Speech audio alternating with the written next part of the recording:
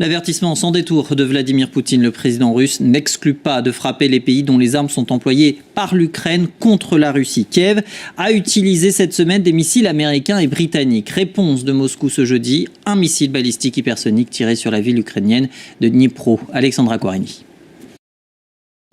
La frappe a eu lieu ici, dans la ville de Dnipro. 2 personnes ont été blessées. C'était fort. On était assis dans la cave, c'était effrayant, on est sorti et tout brûlait déjà. Peu après l'attaque, l'armée ukrainienne a accusé la Russie d'avoir utilisé un missile balistique intercontinental, ce qui serait une première depuis le début de la guerre. Mais l'allégation est à prendre avec précaution. Les expertises sont toujours en cours. Vladimir Poutine, de son côté, dément et affirme avoir frappé avec un nouveau type de missile. Les forces armées russes ont lancé une frappe combinée sur l'une des installations de l'industrie de défense ukrainienne. L'un des tout nouveaux systèmes de missiles russes à moyenne portée a été testé dans des conditions de combat. En l'occurrence, avec un missile balistique dans une ogive nucléaire hypersonique. Une version qui semble correspondre à celle d'un responsable américain qui, sous couvert d'anonymat, affirme qu'il s'agissait d'un missile balistique, mais pas intercontinental. L'Ukraine elle-même s'en tient désormais à évoquer un nouveau type d'arme. Aujourd'hui, notre voisin fou a montré une fois de plus qui il est vraiment et à quel point il méprise la dignité, la liberté et la vie des gens en général. Et aussi à quel point il a peur. Il a tellement peur qu'il utilise déjà de nouveaux missiles. Quelques jours plus tôt, l'Ukraine avait utilisé pour la première fois des missiles Attack-MS fournis par les États-Unis pour frapper la Russie dans la région de Briansk. Le Kremlin affirme également avoir abattu des missiles Storm Shadow et accuse donc l'Ukraine d'avoir utilisé ces armes à longue portée de fabrication franco-britannique. Tous les 3 sont visés par un mandat de la Cour pénale internationale. Motif crime de guerre et contre l'humanité. Mohamed Deif, chef de la branche armée du Hamas, présenté comme l'architecte des attaques du 7 octobre, qu'Israël assure avoir tué en juillet. Yoav Gallant, ancien ministre israélien de la Défense. Et Benjamin Netanyahou, Premier ministre israélien. Quelles conséquences pour le chef du gouvernement? La correspondance de Claire Duhamel depuis Jérusalem. Cela aura des implications notamment sur la politique étrangère israélienne puisque tout simplement Benjamin Netanyahou et Yoav Gallant ne peuvent plus fouler le sol de 123 pays où ils risquent d'être arrêtés. Est-ce que ce sera appliqué ou non? Difficile de savoir. On se souvient notamment que Vladimir Poutine avait pu aller en Mongolie qui reconnaît la juridiction de la CPI sans être arrêté. Bien sûr, Yoav Gallant n'est plus ministre de la Défense. Il a été limogé par Benjamin Netanyahou il y a plusieurs semaines. Mais pour le Premier ministre, eh bien, c'est évidemment une décision historique, une décision unanimement saluée par les Palestiniens. La plupart des pays qui reconnaissent la CPI disent qu'ils respecteront cette décision de la CPI. La France notamment a dit qu'elle s'y soumettrait et Joseph Borrell, le patron de la diplomatie européenne, a dit qu'il s'agissait bien de la décision d'une cour de justice. Ce n'est pas une décision politique, dit-il, comme une réponse aux arguments israéliens qui est de dire que la Cour internationale de justice, la Cour pénale internationale, politise la question et applique une forme de 2 poids 2 mesures contre Israël. 2 ans et demi que les talibans sont au pouvoir en Afghanistan et leur traque contre la liberté d'expression continue. Dernière cible en date, des livres, 400 ouvrages selon eux contraires aux valeurs islamiques et afghanes. Léo Péchard. Dans ce dépôt des douanes, ces talibans examinent scrupuleusement les livres importés. Ils traquent la moindre page contraire selon eux aux valeurs islamiques ou qui critiquerait le pouvoir afghan. Nous évaluons tous les livres qui nous parviennent. Nous déterminons s'ils sont contraires à la religion, à la foi, ce qui peut créer des problèmes dans notre société, comme ceux qui contiennent des photos d'êtres vivants.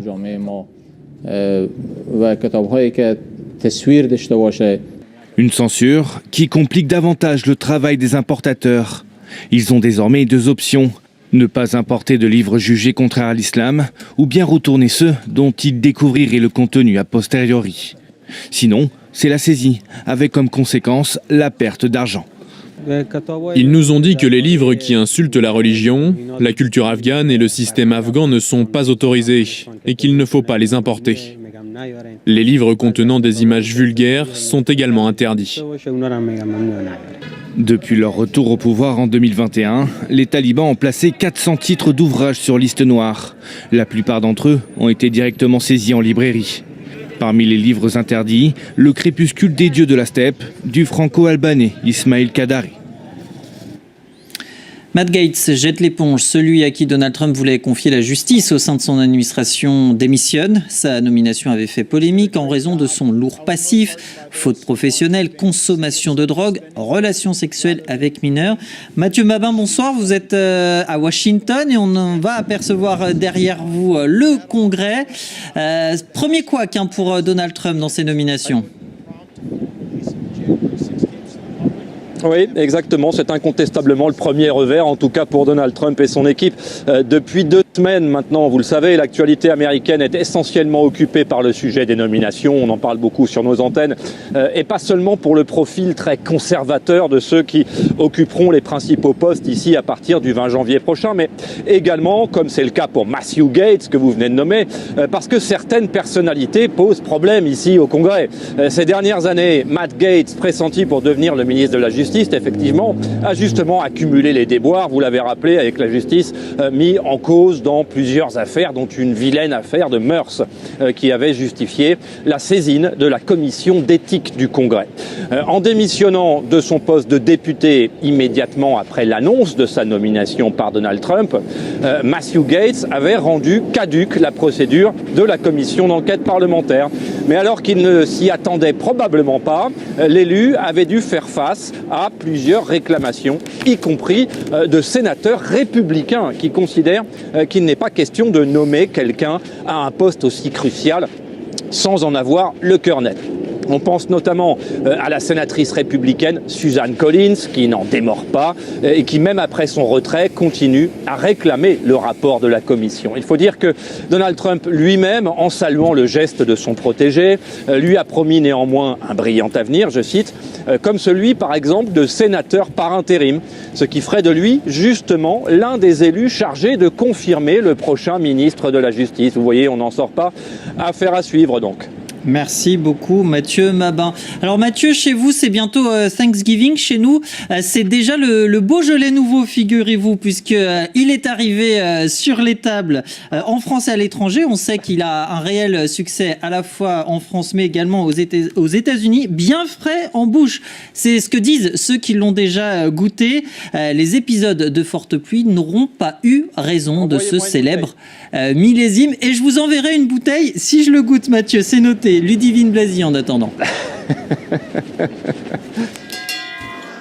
Messieurs, dames, il est venu le temps de fêter l'ouverture du Beaujolais nouveau 2024. Du beau, du bon, du Beaujolais, il fête son retour annuel. Bien que parfois critiqué, ce vin frais et léger en bouche séduit un public toujours plus large. Le goût, je pense que c'est un goût floral. Un peu épicé. Un goût de fleurs, ou pour certains de bananes, mais qu'importe. C'est la gastronomie française, le patrimoine français, c'est une fierté et puis c'est la fête aussi, quoi. Des festivités qui auraient bien pu être ternies cette année, les mauvaises conditions météorologiques ayant eu raison d'une partie de la production. On a travaillé avec une année compliquée, donc oui, on a eu beaucoup de doutes. Là, il faut être précis, rigoureux, et il faut que le vin goûte bien le jour J. Et c'est carrément un défi technique, parce que faire du vin en 1 mois et demi, c'est très compliqué. Les viticulteurs ont dû redoubler leurs efforts, avec un résultat payant bien qu'inférieur à celui de l'année précédente. 14 millions de bouteilles sur le marché, contre 15,6 pour le millésime 2023. 30% d'entre elles avaient été vendues à l'étranger. Voilà pour l'actu 360 à mes côtés. Khalid aussi, bonsoir. Bonsoir Anthony. Vous l'avez goûté, vous, le Beaujolais nouveau ? Pas encore. Pas encore. Bon, ça vient de commencer, dans le même temps. Alors, on vous retrouve dans un instant pour le Journal de l'Afrique. Vous allez revenir notamment sur le Mali, qui a un nouveau Premier ministre. Effectivement, la nomination de Abdoulaye Maïga, qui était jusque-là le ministre de l'administration territoriale et le porte-parole du gouvernement. Abdoulaye Maïga, c'est un visage bien connu des Maliens parce qu'il avait déjà assuré l'intérim à la primature lors que Choguel Maïga, désormais ex-premier ministre, était en soins car il était malade. Donc Abdoulaye Maïga a formé son gouvernement aujourd'hui et ce sera la une du Journal de l'Afrique ce soir. Et c'est dans un instant, je vous laisse la place, retour de l'actu 360 dans 20 minutes.